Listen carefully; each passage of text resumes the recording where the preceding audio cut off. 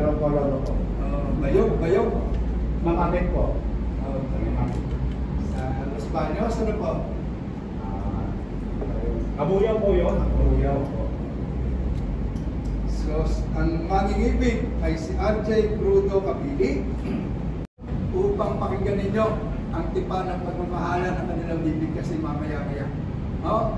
Kayo po naandi rito, hindi sa ano pong dahilan, kundi kayo po ay naandi rito sapagkat itinuturing nila kayong ni RJ at ni Maria bilang ikalawa nilang mga magulang.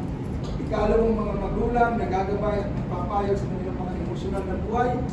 Ikalawang mga magulang na nananalangin sa spiritual na pangangailangan at paggabay ng Diyos sa kanilang mga anak.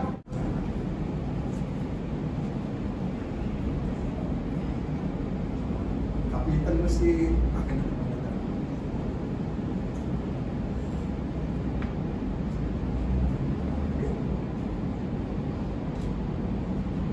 Kapitan mo si Mariel, baka biglang magbago rin. Umalipas na tayong piano dito. Kaya si Ed Sheeran na lamang daw ang aawit para sa iyo. Galing kumanta niya.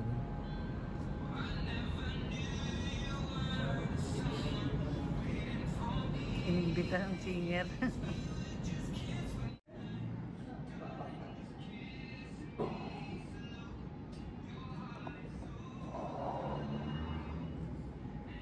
Ni RJ at ni Mariel.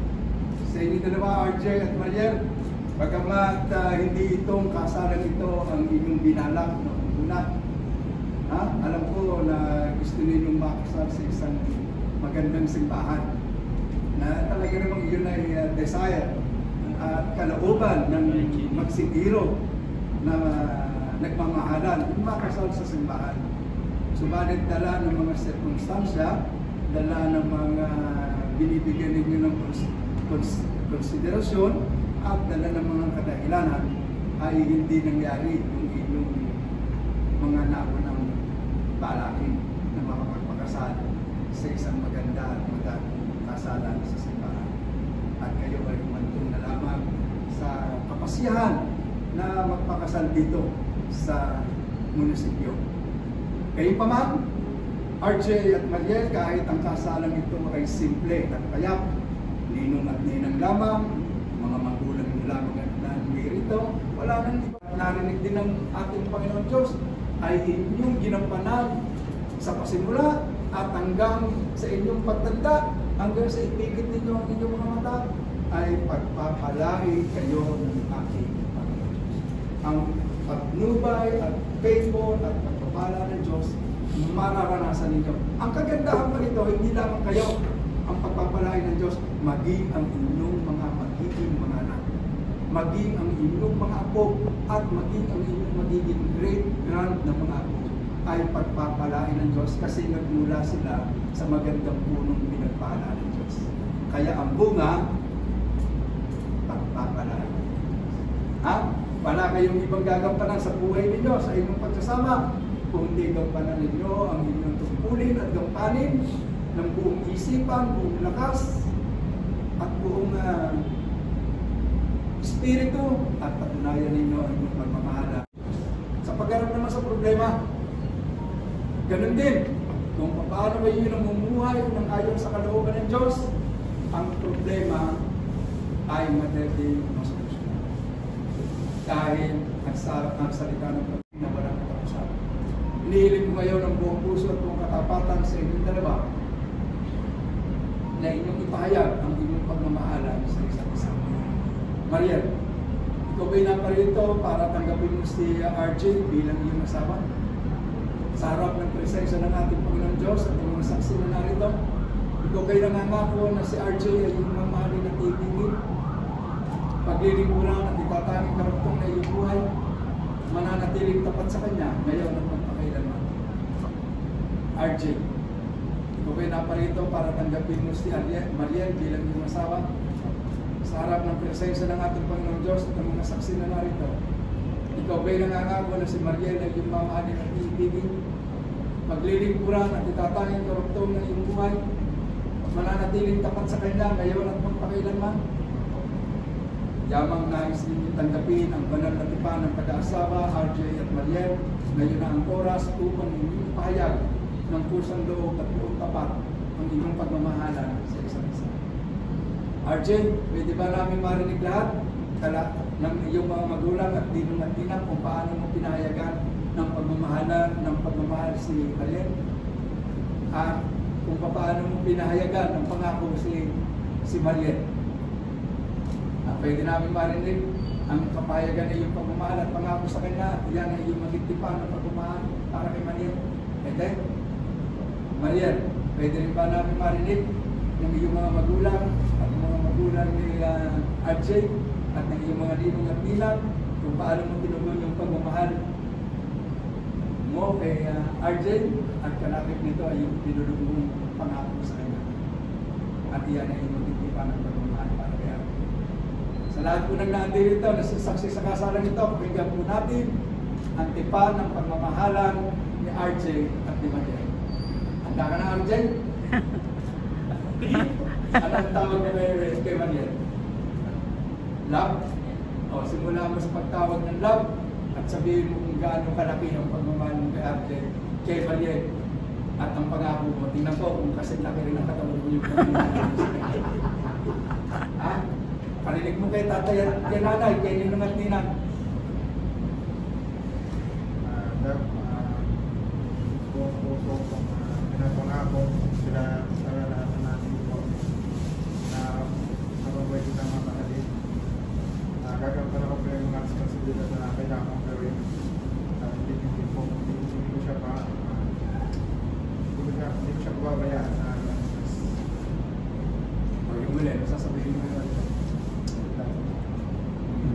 Pinipilig sa lahat. Mariel, ayan. Ano tawag mo ka, Ate? Nahiya. Ano tawag mo kay Ate?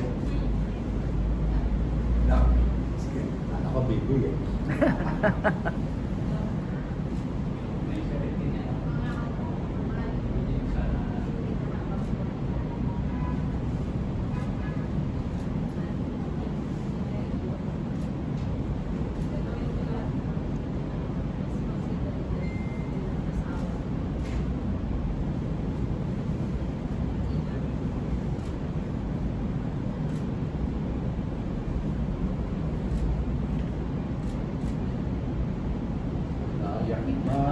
Ayak.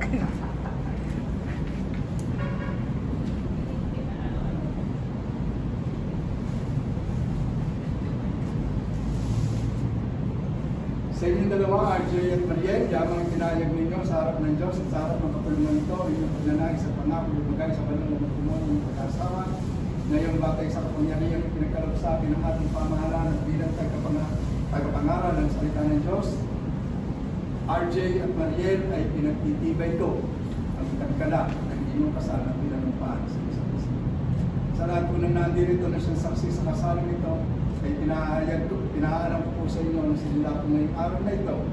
Itong si RJ at si Mariel ay mag-asawa na po sa mata ng tao, ng batas, at sa harapan ng ating Panginoon Diyos. Kung sino mang pinagsama ng Diyos, ay huwag papag-iwalay hinuman. Hindi nang anumang uri na sitwasyon, pagyayari o kadahilanan, o kahit anumang uri na mabigat at ramdaman. Tanging ang kamatayan lamang, RJ at Mariel, ang siyang makapag-iwalay sa inyo ngayon.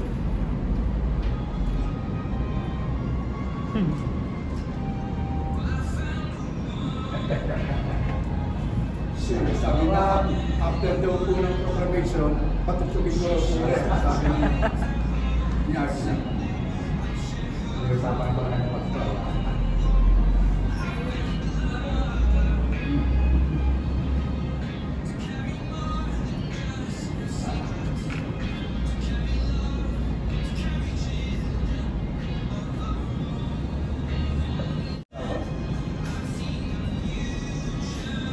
Pagdating mo, pangalan na yung masama.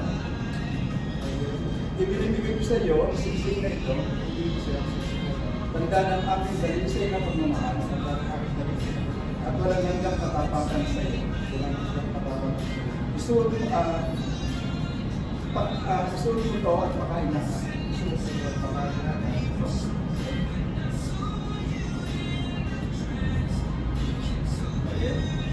Magitin mo pa nga na yung masawa. Ibinibigay ko sa iyo siksik na ito. Tanda ng aking dalisay na pagmamahal. At walang hanggang katapakan sa iyo. Gusto mo ito at ingatan.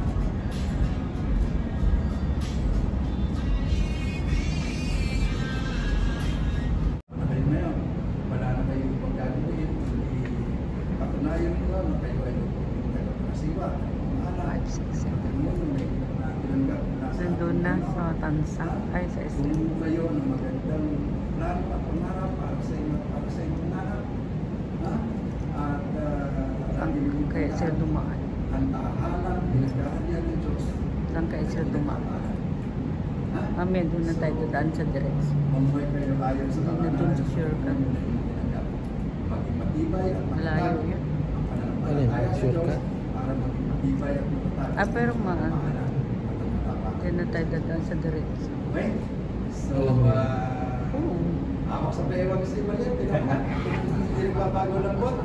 Natigas na kasi gawa ng baby mo, ha? Okay, patunayan mo ngayon na RJ at tamis at halong na iyong pagmamahal kay He is the kay bride. Maliit sa pamamagitan ng isang matamis nalig sa mga Hindi, tayo noon, hindi.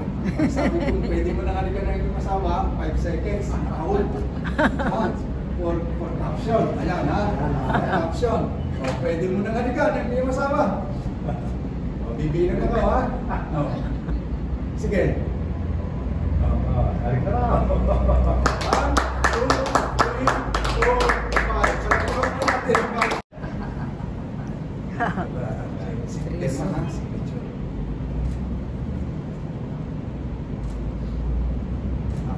Apat para wala ka nang kawala. Matapos mong manumpa, pirma naman. Basta rin ang matindi. Hindi naman matindi, ay hindi ka mahirap. Hindi na makakawala. Madaling hulihin to. Malaki Malaki, po. Tsaka din ako yung mga katapapas. Ang mahirap po lang dito, pigilan. Makapag balikmas nito, ang Classic lahat. Sabi ko sa inyo, basta kayo parang puso yung dalawang yun. Parehas bulso. May tayang muso. Ang mabigat ko, yung mga ninuwati, nagpuso rin.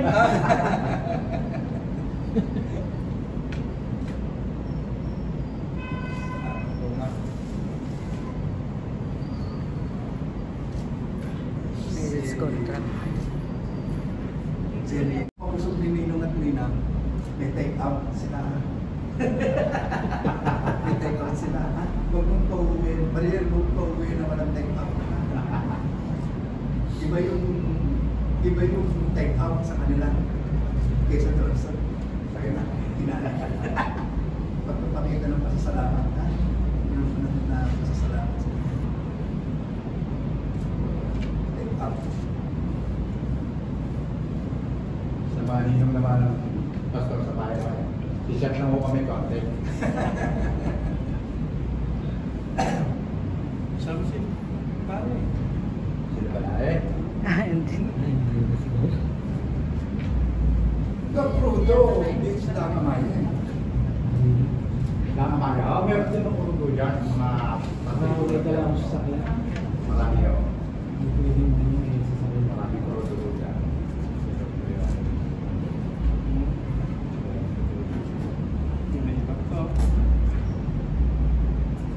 Kasi nakapicture ka dyan para eh.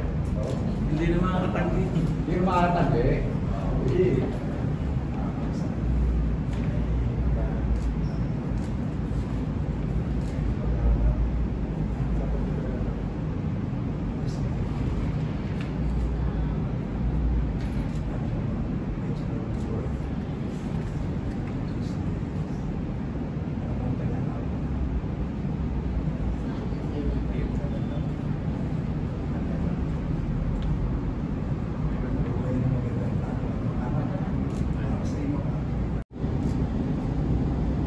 Ito yung sama natin yung mga nanay at tatay.